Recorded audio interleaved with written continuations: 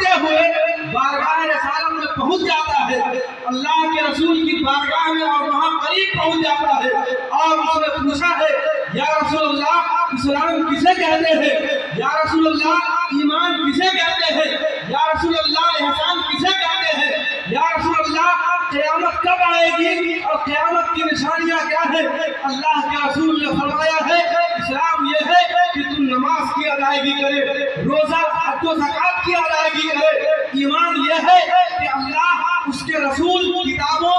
اور حشر و نشر پر تمہارا ایمان ہو جائے، تمہارا دل اس پر جم جائے۔ اس کے بعد پوچھنے والے نے پوچھا یا رسول اللہ احسان کیا ہے؟ اے اللہ کے حبیب اگر اسلام عمل کا نام ہے، ایمان دل کی کیفیت کا نام ہے تو احسان کیا ہے؟ اللہ کے حبیب نے فرمایا اگر تم اللہ کی عبادت کرو تو تمہاری کیفیت یہ ہونی چاہیے کہ تم اللہ کو دیکھ رہے ہو، اور اگر یہ نہ ہو سکے تو تم یہ گمان کر لو کہ تمہارا اللہ تمہیں دیکھ رہا ہے۔ اب ایمان اگر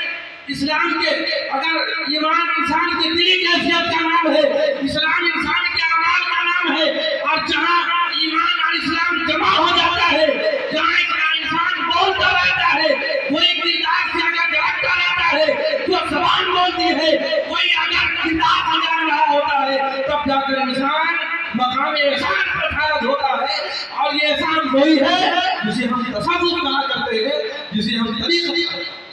اللہ کے حبیب علیہ الصلوۃ والتسلیم نے احسان کو یہ سمجھایا ہے کہ انسان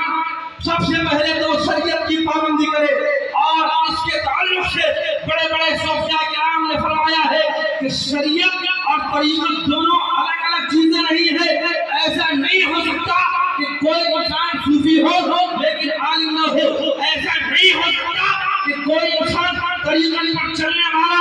کہلائے اور طریقت کا مدعی تو ہو لیکن قرآن کا علم نہ رکھتا ہو، حدیث کا علم نہ رکھتا ہو، ملت و حرمت کے قانون کو نہ جانتا ہو، اسلام کے بنیادی اصول اساس کو نہ جانتا ہو، اسلام کے اصول کو نہ جانتا ہو۔ اس لیے کہ اگر طریقت پھل کا نام ہے تو شریعت درخت کا نام ہے، طریقت اگر راستہ کا نام ہے تو